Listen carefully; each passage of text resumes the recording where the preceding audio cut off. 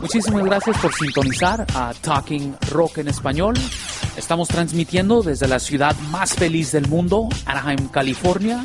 Yo soy su servidor, Héctor Robles, y a mi lado está Cristian Mejía. Y vamos a hablar rock en español.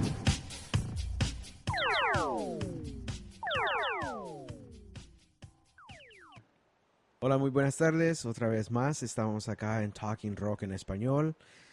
Es domingo 15 de julio 2012 y a mi lado tenemos a Héctor. Héctor, ¿qué tal? ¿Cómo la pasaste? ¿Qué onda? Chido, man, chido. Qué bien, qué bien. Empezamos esta semana, creo que en este podcast vamos a empezar a hablar acerca de lo que pasó en esta semana pasada, que vino el LAMC. Héctor, ¿qué opinas del LAMC? Está chido, man. La última vez que fui, de primero pensé que no iba a ser muy importante, pero cuando fui pude conocer a toda la gente. Estuvo muy chido de que puedes discutir diferentes cosas con los diferentes grupos, puedes hablar directamente con gente en la industria y está interesante, man. Y yo creo que definitivamente si tienes un grupo es muy importante de salir a estas partes para que te miren y pues para conocer a la gente. Se me hace una buena situación para toda la industria de rock latino o Latin, alternative o rock en español, como le quieras decir.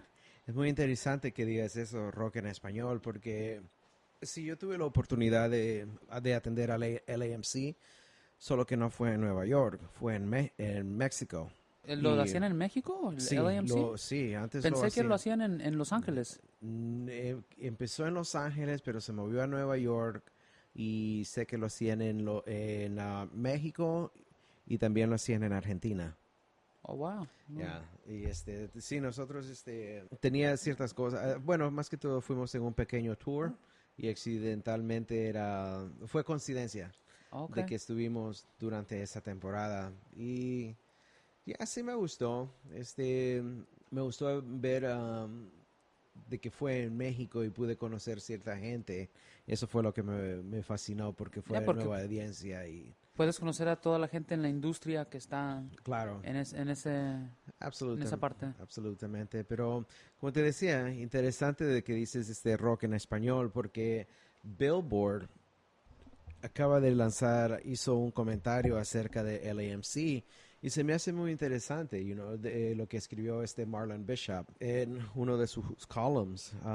Dice, pues prácticamente de que no es mucho rock ahora en día, es más electrónica y o como se le dice, Latin alternative, pero ¿a dónde está el rock?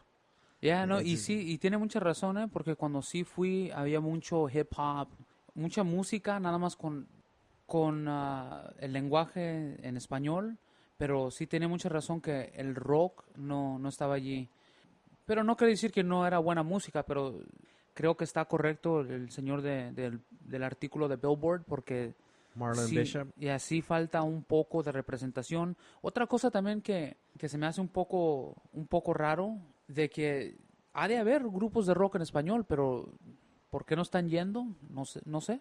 ¿O tú crees que no lo están promoviendo? Porque yo sé que National Records es el que pone el LAMC, ¿no? Uh-huh. Y noté que muchos de los grupos que están tocando en todos estos eventos son de National Records. So, a lo mejor no dejan a otros grupos de otras disqueras que toquen o no sé. It's very interesting. No, I mean, because I don't think, Calle 13, I think they're claim independent, but I know that they were with another label. Yeah, but before, they're not right? independent, dude. Even though they say they're independent, I mean. No, it's, they're not signed with them, but they perform there. So it just depends, really, I guess. But I know that they do want to showcase most of their artists. And they have a great lineup too, but I think that there's also a lot of other talented bands out there, man. But you know what? Actually, one of the bands that I like did perform there. They're called Hot Dog. Oh, and, snaps. Yeah, they... Como del Molotov, Hot Dog. No, I mean, it's... I don't know. They ¿Qué tipo de música es? I guess it's a little bit of rock, it's a little rock pop in theatrical. I kind of want to say, it's pretty cool. I have to check it out. We're going to go see them later on tonight. Oh, they're playing tonight over at Descarga? There, dude.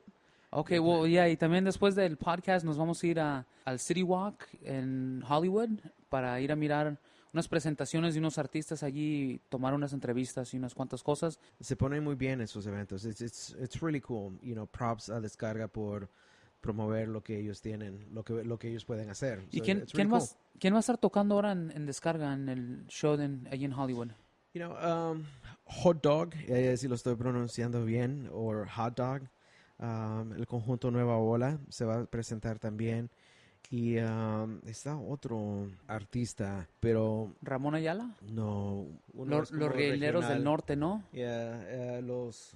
Something del Norte. Rieleros del Norte. Que será muy divertido. Ese es Hollywood otra vez, el perro de Christian. Yeah, Hollywood. Entonces está chido, man. Y a ver cómo tocan esta noche allí. También, ¿qué más había de noticias? También que se murió el pianista de No Te Va a Gustar también. Qué gacha esa situación, man. Sí, es una tragedia. Una banda bien talentosa y que recientemente está viajando acá a los Estados Unidos. Le estaban pegando duro, man. Y sí, es una lástima. Es una gran pérdida y nosotros le deseamos nuestras condolences a los familiares, a los amigos y es un poco triste. Bueno, y aparte de esas noticias, ¿qué más hay de nuevo? Otra de las cosas que quería, bueno, no son, son noticias y es acerca de Radio Toxico. Para ustedes que no han escuchado Radio Toxico, es radiotoxico.com. Oh, es el diablito de la superestrella, ¿no? De la superestrella. Tiene su propio proyecto. Pues está creciendo ya. Porque está creciendo. Él está creciendo y le está yendo muy bien y felicidades. Y a la misma vez se está enfocando en el rock también, en el rock en español. Wow, y tiene una tocada también en el House of Blues en Sunset. Sí, este fin de semana, el viernes, va a celebrar el 2º aniversario de Radio Toxico. Es completamente libre. No es en el House of Blues, pero es en el Foundation Room. La entrada es gratis. Lo único que tienes que hacer es irte a radiotoxico.com, hacer clic en el banner donde dice registrarte. Poner tu nombre, tu email y a la misma vez cuando salgas de eso, cuando termines de hacer eso, vete a la página de él y hazle un like. Órale, ¿del Facebook? De su Facebook, te va a poner en la guest list, pero me imagino que tienes que estar antes de las 10:30. Órale. Y a la misma vez son dos artistas muy interesantes, muy buenos. También va a tocar otra vez el conjunto de Nueva Ola, ¿no? Parece que sí. Esos compas, ¿sabes qué? Tú los tuviste en una tocada aquí en Anaheim. Y te tengo que decir que aprendí yo mucho de mirar a esos compas tocar porque está chido, man. Está chido. Y te hace brincar y te hace y me hizo a mí realizar mucho del punto que yo sé que es un poco más fácil hacer a la gente brincar con cumbias porque a quien no le gustan las cumbias. Pero de todos modos... tocaron unas cosas bien chidas, man. Tocaron una de Guns N' Roses. ¿Cómo se llama? De Welcome to the Jungle, pero en cumbia style. Like, that's pimp, dude. I gotta give those guys some props, you know? So, I mean, definitely, if you guys get a chance, I would recommend for you guys to check those guys out, man. They're a lot of fun to watch. ¿Y quién más también va a estar tocando con el conjunto Nueva Ola en el aniversario, el 2º aniversario de Radio Toxico? Wonder Fox. It's a 4-piece band with a female singer. It's supposed to be really good. I personally haven't heard them at this moment, but looks like they got something going on for themselves. Alguien que quiere ir, va a ser para este viernes 20 en el House of Blues, Foundation Room. Las puertas abren a las 9. Es entrada gratis, solo tienes que registrarte en radiotoxico.com. Y puedes conocer al diablito que trabajaba en la superestrella. Claro, es su evento. So, felicidades y Simón. Pero looking forward to a good show, man. All right. One of the things I actually like to talk about is, well, let me tell you what happened, man. I came across this little incident. I found out about something that I was not aware. And I'm not going to mention any names, of course, but I was wondering why a certain band decided to change their name. You know, when they've been going for it, they've been having this name for a long time, right? Okay. Next thing I know is like, boom, name completely changed. I'm like, what? The hell do they call that for? Why did you change? Well, I mean, there's pros and cons because sometimes you have problems with the people not being able to pronounce your name. So you're like, dude, I'm tired of this shit. Let's change the name. Yeah. But hold on, that's not where I'm getting at. Okay. It's I found out that it was something sort of like a legal thing. Oh, okay. You know, and I guess somebody didn't like the name, like an outsider liked the name. And they basically decided to go ahead and copyright the name. And they confronted the band. You can no longer use this name because it's mine. But you know what though? I took hold on, just really quick. I took a music business class when I was in college, and I remember the teacher telling me that you could actually have two bands if one is like from different regions. Like if one is on the West Coast and one's on the East Coast, and they have the same name. I mean, it may have changed. I don't know, but maybe that's why we should bring in a lawyer. You know, I'm actually working on that, trying to see if I can get somebody to come on, to basically come out and talk about these things. Yeah, because that would be interesting. Because we're not lawyers. We can't give any legal advice, but. Well, we can give legal advice, but if you take it, then we're not it's lawyers. not very smart. No somos abogados, pero sí podemos dar un consejo por algo de lo que sabemos. Experience. But copyright is not really valid, you know. What do you mean it's not valid? It's not. Because you're supposed to have a trademark. Oh, you mean the trademark on your name on and the name, copyright exactly. on your music, right? Exactly. Yeah. So I was like, wait a minute. They can actually still use that name if they want to, of course. Yeah. But they just got to make sure that they trademark. Es algo que tienen que ahora registrarlo como... Tienen que registrar su marca. Yeah, no es derechos de autor. Es completamente diferente a lo que pasó. Well, first of all, I guess let's talk about copywriting of your music, which is super important, dude. Like, ridiculously important. Yes. Because people can use your music as public domain if you don't copyright your music.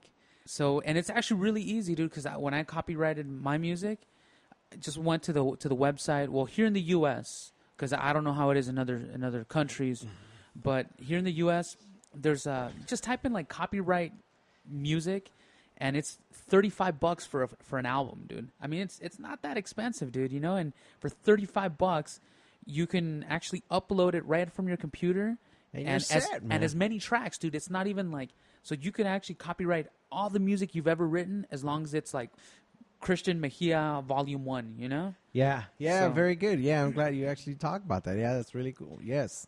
So that's how you do it. But absolutely, man. I highly recommend it that everybody goes to the, it's basically the United States Patent and Trademark Office where they go to.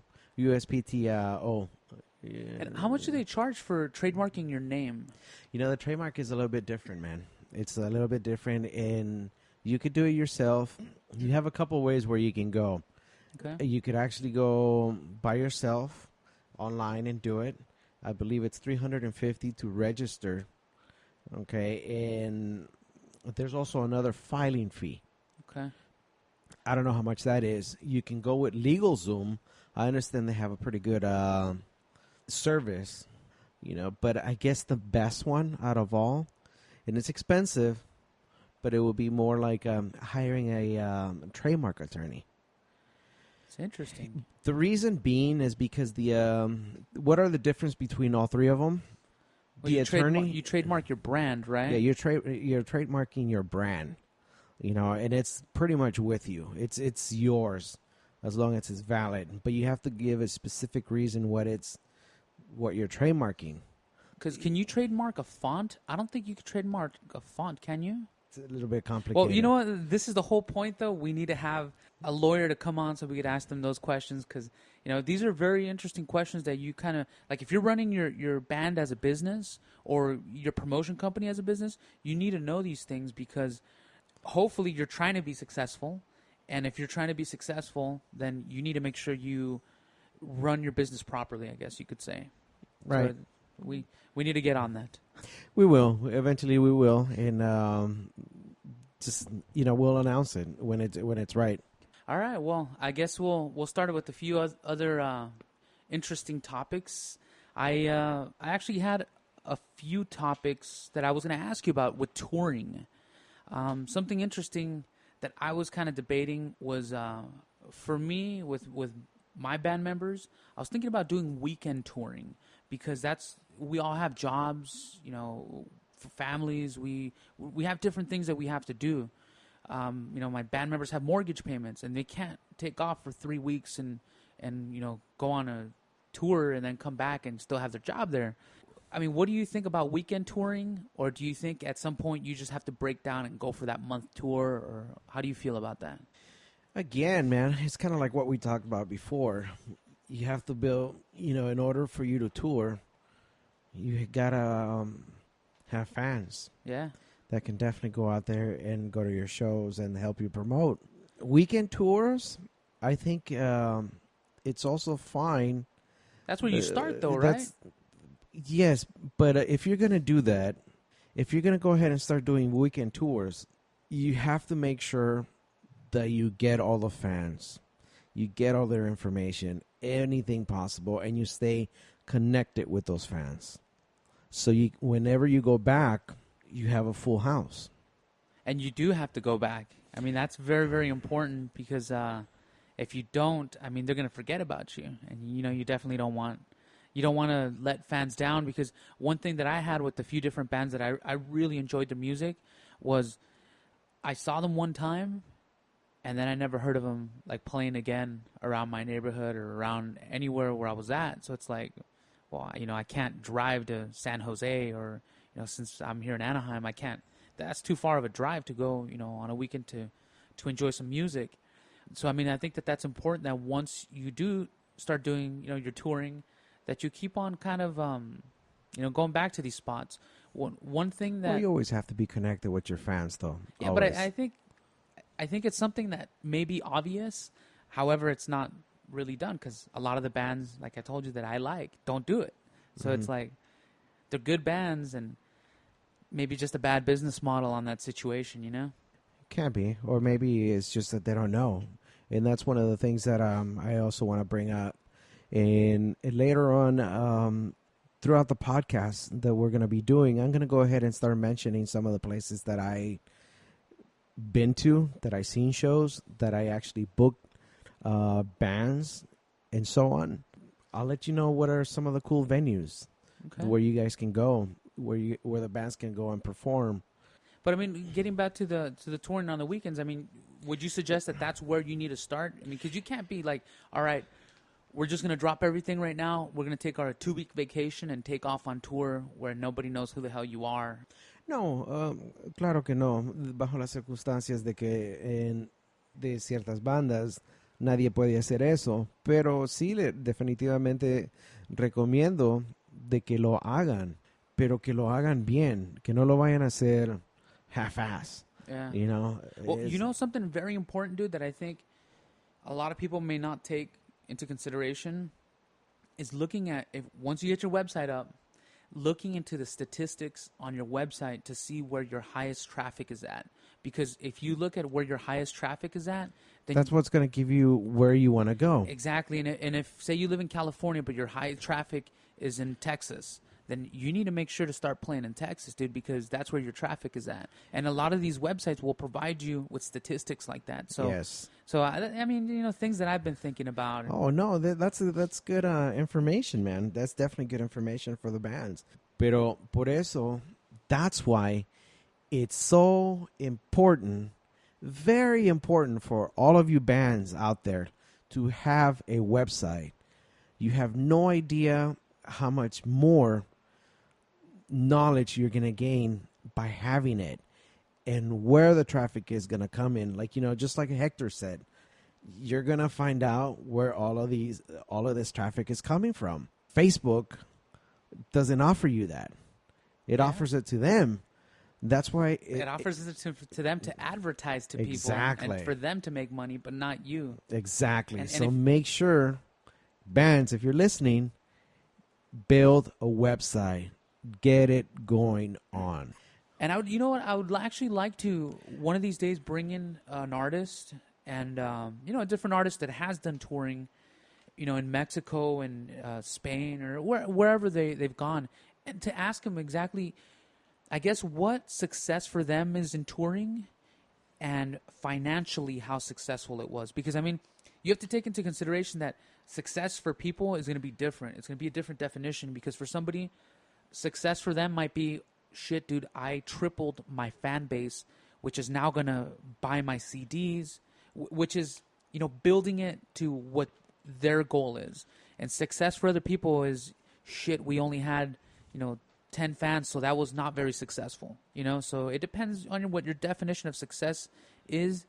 And I think ultimately it does go to financial situations, because if you can't financially be successful, you're not going to be able to keep funding that, just dropping money in that bucket. I'm actually going to go ahead and throw out this question to you. It's like, when are you ready to go ahead and start doing weekend trips, weekend tours? I mean, you're in a band. I've been there before. I mean, I can give you an idea, but like, let me hear it from your point of view. Well, when I first started playing shows, I played at this local church, and it was like small little festival, right? And this is the first time I really actually, like, people were actually really looking at the band on stage. And before I got up on that stage, I know people are going to laugh, but I thought I could open up for anybody, dude. And I recorded this event. I recorded it because I'm like, all right, I want to have something to put up on YouTube and whatnot. And when I saw everything that went wrong, I asked myself, now, do you really think that you're ready? And I was being honest with myself, and I'm like, I am so far away from what I thought I really was at. So I think you have to be honest with yourself. And one of the biggest things is recording yourself, because when you record yourself, there's no lying in that camera, dude. I think that's one of the things you always address that. Yeah, I always try to record our shows, because you're thinking that you're moving around and you're looking like Freddie Mercury from Queen. And in reality... or Axl Rose. Yeah, or you think you're Axl Rose, and you're shredding it out. And then you look at the video and you're like, dude, I wasn't even moving it. Like, I didn't even move. I was bending my knees, but I didn't actually take one step. And it's, I mean, in your mind, you're thinking you're doing something, but in reality, you're not. And I think that once you record yourself, then you really know if you're ready or not. And I think it's not a very simple question, because, I mean, you have to be ready. So it's a development. Basically. Yeah. It is a development. But I hear you. So let me... Okay. So let me... I hear you. Let me go ahead and rephrase this question then. You as a local band, you don't have a website or anything, but you want to go out and tour. Where do you want to tour? Where do you want to go? Your weekend shows? Well, that's actually exactly what I was coming to, is the fact that when we're playing, kind of like what Enjambre had at the show, when you play in LA or you play in Orange County, the fan base, it's weird, man. It really is. It's a lot harder than people think. And I think it's a supply and demand. I think there's a lot of supply, around here, of music or things to do. Not necessarily rock en español, but just things to do. And I think that when you move out of the major cities a little bit, there's less things to do to occupy people's time. So when a band or a rock en español shows up the town, they're like, shit's happening, things are happening. You know what? I'm actually going to go ahead and yes, given you always want to go ahead and play here in LA because it's LA. But like I told you before, you may want to just play twice a year. It depends, though, on where you are with your band. But I think, like I was mentioning, supply and demand, dude. I think there's like true, but you also want to start exploring different markets now. Yeah. That's the thing. About. You want to do that. So I highly suggest that you go to places like, you might want to try out San Bernardino, Sacramento, Fresno, different things. Stay away, or like 90 miles, I don't know, maybe like 60 miles away from where you are. Try it out. And actually, that's what I was thinking. I was actually thinking about doing something like that where it's not within, my usual radius of where you live or the band lives, or wherever you're at. Not necessarily just LA. I mean, if you're in Texas or if you're in Chicago or if you're in Miami, wherever, but getting out of that comfort zone, I know it does cost money for gas, and I know that that's a big problem for, a lot of bands, because, a lot of us don't really make that much money in our jobs. And No, yes, but you know what? At the same time, it's up to you. It becomes up to you how to hustle it, man, because it's like you need to go and survive. So make sure you have merchandise, sell it so you can get by to your next gig or, for your gas. But with all this touring, this is what I would do. This is what I suggest to some of the bands.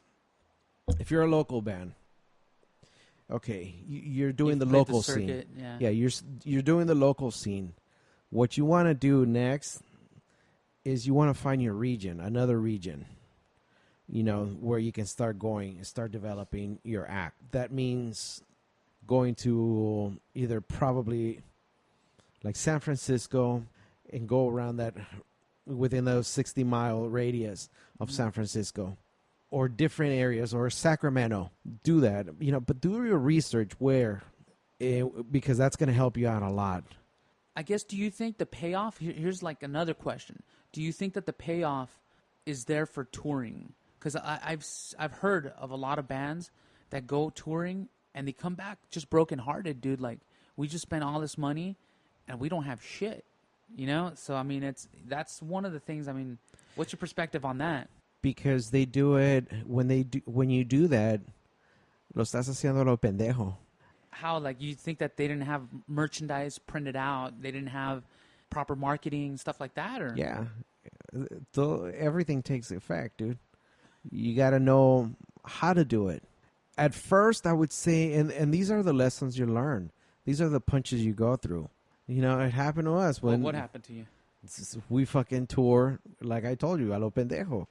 And then, and what happened? You guys didn't make any money? We didn't make money, but we had a lot of fun.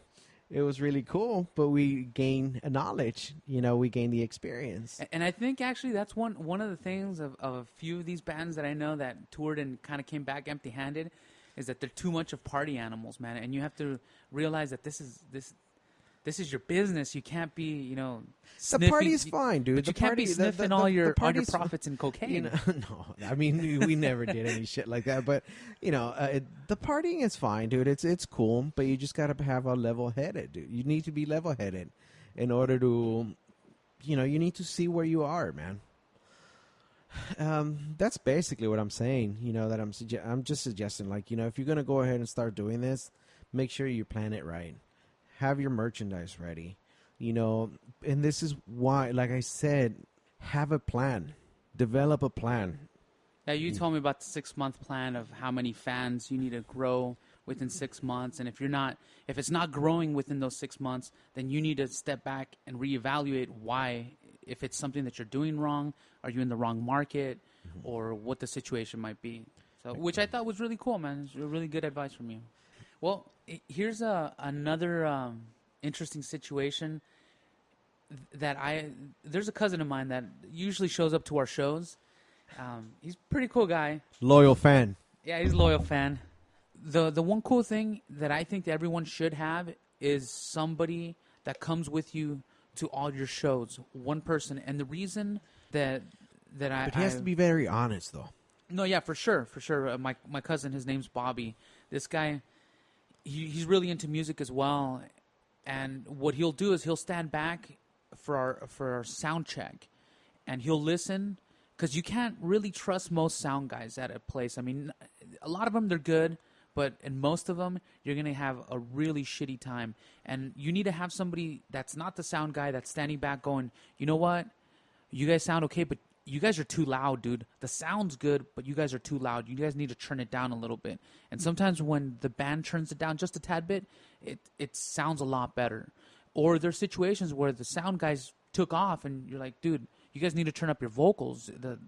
Let's go find the sound guy to turn up the vocals, It's always very important, because your whole show could sound like shit, not because you guys are not well rehearsed, but because the sound sounds like crap. Whatever fans were there, you just lost them because they're like, dude, that sounded like a fart, dude. I don't want to listen to that shit again. It's very interesting. There's like so much that you need to learn, that you need to be aware of being a musician, huh? Well, yeah, but the thing is, you got to realize that you have to have a team. You can't do this shit by yourself. Like it's impossible for you to think that you're gonna do this by yourself. You have to build a team of friends that are gonna. All of you guys are gonna benefit from this. And that same cousin that I tell you, he'll help me record, and sometimes he's helped me as well run the merchandise table. Because, you know, once he does the sound check, I mean, he's going to kick it and hang out. Well, if he runs the merchandise table, you know, I can drop him a little bit of cash from whatever we make at the merch table. I've done it before where I just give him whatever we made at the merch table because we didn't make that much. But he's happy because he got some beers, got to hang out with you. And he made some money from helping you sell your merchandise. I mean, at the very beginning, you're not going to be making much money, but maybe just enough to pay the guy who's running the merchandise situation. That's something that you should always have somebody with you that you trust, that's going to be honest with you, and can do all those small little jobs. And, that's how you begin to put your team together. What do you want to talk about next? I guess another thing, too, which actually comes back to the video recording situation. Mm-hmm. Super important reason de que tienes que grabar tus situaciones o tus eventos es porque, como te estaba mencionando, en veces piensas que estás tocando como Freddie Mercury. Como Freddie Mercury, y eso te puede enseñar que, okay, lo que tengo que hacer para conectar con la audiencia es que me tengo que parar de tener miedo detrás del micrófono, porque en veces miras el video y miras que el micrófono te está completamente tapando, entonces visualmente te estás poniendo donde está la audiencia y realizas que si alguien está mirando el show, no la música, mirando el show, quieren mirar movimiento, quieren mirar que tú te estés disfrutando, porque si tú estás disfrutando esta situación, entonces ellos van a estar disfrutando y se prende la situación y los del bar empiezan a sacar feria en la cerveza y todos se ponen contentos con la situación. Entonces, si estás nervioso, eso lo puede sentir la gente. Entonces, no quieres ponerte nervioso, pero si ni siquiera sabes qué está pasando, pues no sabes que lo tienes que arreglar. Entonces, se me hace muy importante de que cuando obtengas tu grabación, de sentarte a analizarlo con todo el grupo, porque cada quien somos nuestro peor crítico, o mejor crítico diría, porque cada quien está mirando, fuck man, la cagué aquí, o no debo de estar detrás del micrófono tanto, como con nuestro bajista. Nuestro bajista se estaba moviendo como directamente para enfrente del micrófono y luego se regresaba para atrás, y él pensaba que se estaba moviendo en el escenario, pero cuando lo miras, no se mira como que se está moviendo porque el micrófono está directamente enfrente de él. Entonces lo que hicimos es que movimos el micrófono para que estuviera al lado y saliera lo que le dicen un boom mic, para que salga así y él se arrima al micrófono y luego se va después de que no tiene que cantar otra vez. Porque esa es una de las cosas que muchos de nosotros como cantantes o vocalistas hacemos, es de que nos escondemos detrás de nuestra guitarra. Pero hay diferentes técnicas que puedes hacer para que se mire visualmente mejor todo tu show. Otra cosa también es de que dependiendo, y en esto yo tengo un poco de problemas, no te voy a mentir, de cómo te vistes cuando vas a una tocada. El estilo en cual te estás vistiendo importa mucho también. Well, el estilo tiene que interpretar más que todo la música que tú tocas. El género que estás tocando, ya. Eso es una de las cosas y no lo vas a creer, pero a la misma vez cuando llegas a un nivel profesional... Te juzgan inmediatamente, man. No, tienes que conseguir a una persona que te va a enseñar. Es un stylist. Believe it or not. No, sí, no. Entiendo que necesitas que alguien te guíe un poquito. Sí, te tienen que guiar, pero a la misma vez tú tienes que traer eso en tu mente. Tu música es tu estilo y tú tienes que representar en la manera que, así como en la manera que tú te vistes, interpretas tu música y viceversa.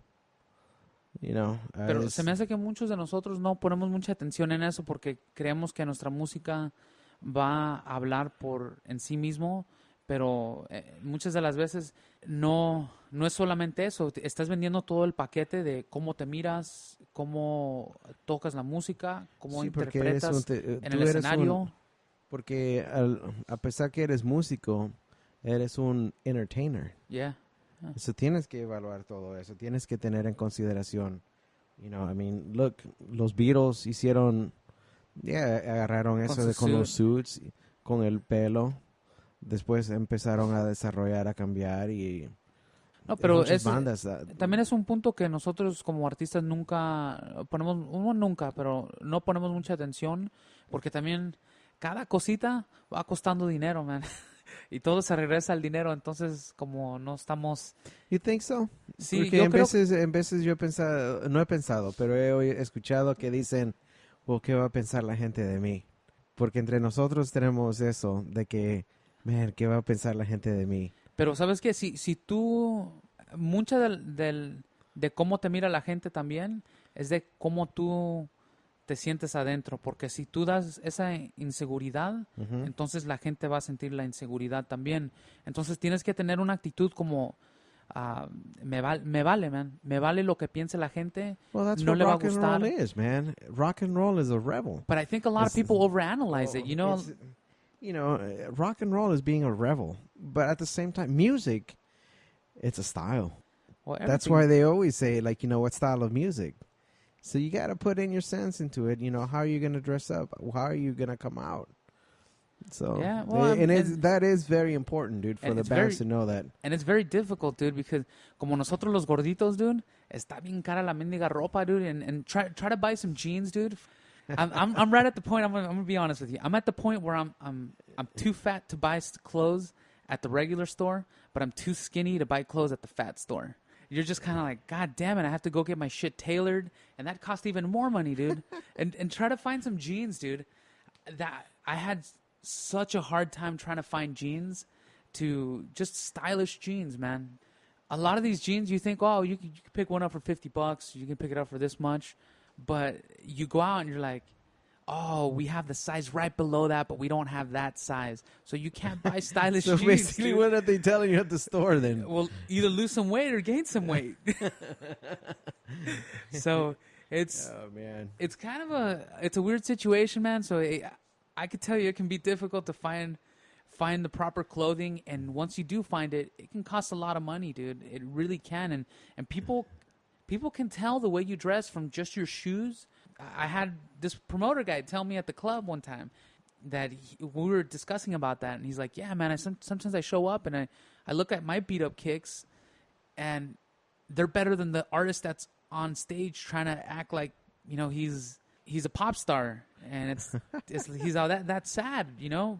But it really comes down to a lot of that. It's not just your music; it's your whole presentation, and it sucks, dude, because that's another couple $100 you got to shell out in cash, and a lot of us don't have that, man. We're lucky if we're able to record our music, you know, in somewhat decent quality.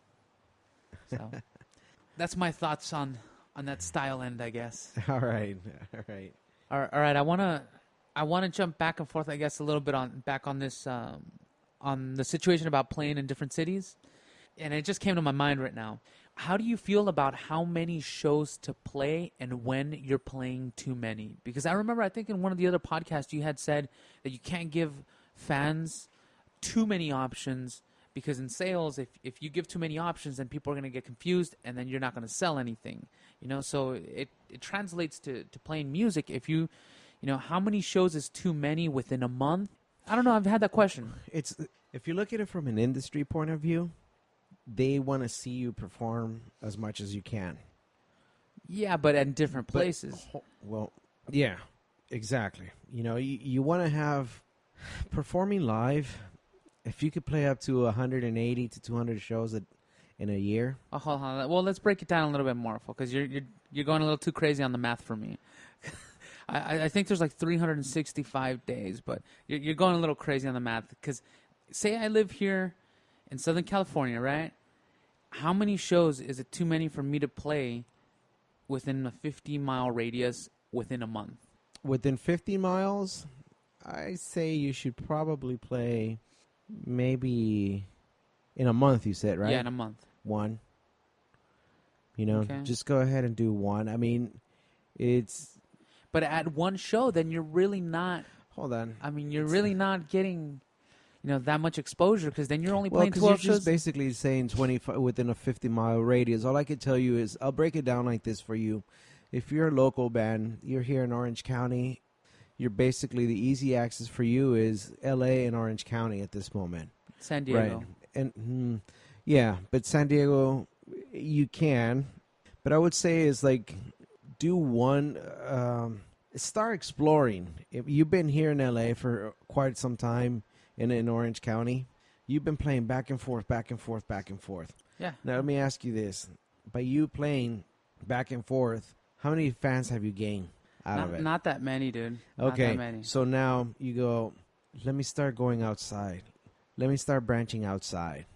Start looking at your regions, start becoming a regional band. So you want me to play like Los Rieleros del Norte stuff? No, man. Like, start going outside of your comfort zone. No, yeah, and then what we were going back to that you were saying, go play, San Jose, Salinas, all those different spots. But what I'm saying, I guess, is going back to the question is how many shows is too much for within your 50-mile radius? 50-mile radius. Okay, so what you're trying to do is this. I cannot really give you an answer for that, but I would suggest you do this.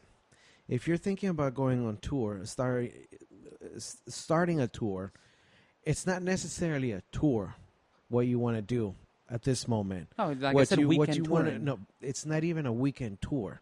We're going to say it's becoming more of a showcase. Okay. Because you're going to be showcasing yourself in different cities. If it's a tour, you're going one city here, next city here, next city here, and so on and so on and so on. The best way to do it is like this. You played all these places here, L.A. and Orange County. Now, let me go outside. Let me go Thursday night or Friday night. And let me go to San Diego. After San Diego, maybe I'll go to another, like to El Cajon or, like another 30 miles into San Diego, another 30 miles north, and so on. And then you come back home. But every time you perform, you always make sure you give them the best performance ever. Well, who goes out and tries not to give a good performance? You'll see. I mean, some bands don't do that, man. And again, you always want to go ahead and get interact with the fans. I can't address that more than anything. Like, actually, you know what? That did happen to me this past Thursday. I was hanging out, and we finished our set, and I'm walking by, and I see these two people, and they're sitting there. They're actually not even looking at me, but I walk by, I'm like, hey, so what'd you guys think about the set? How'd you guys like it? Was it cool? Was it just not your style? And they're like, no, man, it was cool. And so, I introduced myself, and, I was just, being friendly. It wasn't even like I was, trying to make a fan or anything. I was just being... But you do. I mean, you do want to connect, you connect with them. That's fine. But get their info. Hey, come down. Maybe you bring your friends next time, and so on. Collect emails. It could not hurt you, man. I did that, and I was talking to them for a little bit. Then later on, I forgot about it. I'm like, all right, cool, man. They were cool peeps, cool people. And then later on, I get home, I'm looking at our Facebook stuff, our website, updating things, and I realized the person that I had just said hi to added us on our Facebook. I'm like, holy shit. Like, so, I mean, it does translate, dude. Like, you realize that now they're looking at your band because you stopped for 2 minutes and you said, hey, what's up? So that was pretty cool, It's always going to work, man. The interaction, because especially nowadays, everybody, we're all like living sort of like in a digital world, but when you put a face to it, it's like, oh, okay, yeah, I know him. It makes them feel, you connect with them. You're like, yeah, I know him, or I met him, or like, your band becomes big. Oh, dude, I met them when they were like starting out. When there was 10 people at the club. It makes them feel good, man. And it was just something, a cool experience that we had. And actually, it was just something that I kind of wanted to address because it's surprising, that stuff does work. And it was very, very cool, because I genuinely was just talking to the person just to say hi to them, because they were there and it was really cool that I got home and I actually saw him, like, oh shit, there she is. That's cool. Getting Very good. to another point, I just wanted to ask you about this. Did you end up listening to the whole Elastic Bond CD? Because I think they were at the LAMC again this year. Probably, I guess they were, but yes, I did, and it's a great band, man. I really liked them a lot. I like them, and after I finished listening, I was working on a couple of things a couple of nights ago. This last week I just been like hustling, man, hustling, trying to get a couple of things done. Some really cool stuff happened, but I was listening to the EP that they have. And I really liked it. I like it a lot. It's really good, man. They're like great musicians. The young lady there, she's very talented. She's got quite a voice, man. But it's like I love the method that they have, their songwriting. It's just great. And you know how I found out? I ended up talking to their guitar player, Buffalo, at that LAMC in 2011, and I was talking to him, just chilling with him for a little bit there at the conference, and then, he told me that they were playing a club, I think it was in Queens.